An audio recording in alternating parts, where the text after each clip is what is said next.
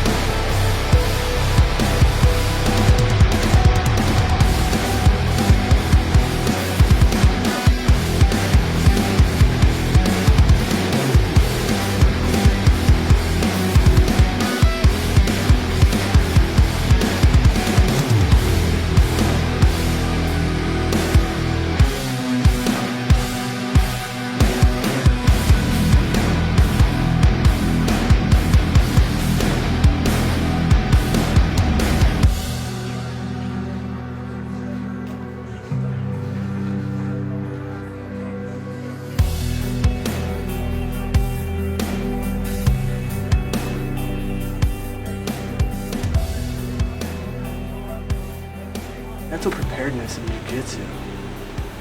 Like, what gets you in the right headspace to come into training? Losing. Literally. I have a love-hate relationship with it. I love it because it brings me in, but then when I lose, I hate it, which brings me in. Learn to hate it. That's my 2 cents. I mean, in the jiu-jitsu community, all the time you hear the expression of like hammer or the nail. Yeah. And I think everyone can kind of agree that no matter where you're at in your journey, you never know on any given day if you're going to be the hammer or the nail, and you can never really fully prepare for one or the other. So one of the things that I try to do is I try to control my attitude, my effort, and kind of like my level of energy exertion or my level of calmness during a round. That can be hard because you never know who's going to be at a session, especially an open mat, because people come from everywhere. True. You'll get guys that you'll smoke, you'll get guys that will smoke you, and then you'll get guys that you're so even with, you're like, what the heck am I even doing? So No concept of anything, you're just rolling. yeah. If I can control those things and not let myself go too far one way, either positively or negatively, I think that's really the best thing that you can do. But like speaking from like guy's perspective and also a husband's perspective, I think that we all want to be those like protectors and providers, and the notion that there's always someone bigger, better, stronger, faster, whatever can mess with you. It can mess with you, but I also feel like if you let that drive your training forward instead of letting it hinder you from coming into the gym, that's where you really, really start to see like growth and progress in your like jiu-jitsu journey. Yeah, that's good perspective. I think for me, my side of it, for whatever reason, I started getting in this habit of like trying to predict how my training would go on a certain day. Like you said, like you never know who's gonna show up to a certain session. And I found myself like the last couple months trying to predict like, okay, if this guy's here, I'm gonna go for this submission, or if this guy's here, I'm gonna go for that submission, I'm gonna work this. It took me a little bit to get out of that sort of mindset and just come in here and just let whatever happens happen. And so shifting my mindset to that has really helped for sure. I forget who said it, but it's like nothing bad happens like if you tap or like if you lose or whatever. Like nothing happens. And it's like sometimes it's very easy, to build up this ego where like, oh my God, like I don't want to get tapped. I'm not going to get tapped today. I'm not going to get tapped today. And then as soon as that happens, like you're forced to tap by somebody who's better than you or whatever, just on any given day, like you want to have a plan kind of in place. You maybe think in the back of your mind, okay, it'd be cool to hit a darts today. Like I'm going to try to work that as much as I can, because that is important, especially if you're drilling those things and want to practice those. But like it's also important to take what they give you instead of trying to focus on like I want to sub this guy with this specific move or whatever. That's kind of the shift that I've made recently that's really helped me deal with kind of those like pre-roll nerves.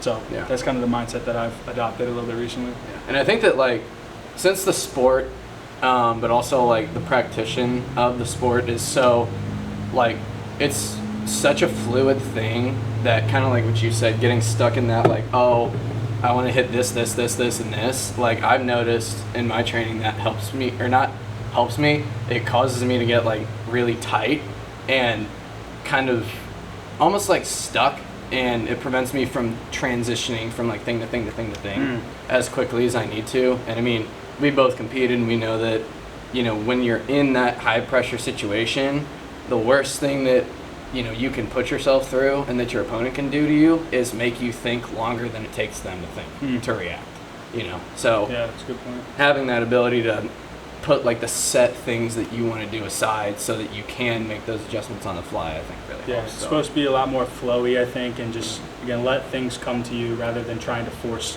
things. Is a good way to put it. So.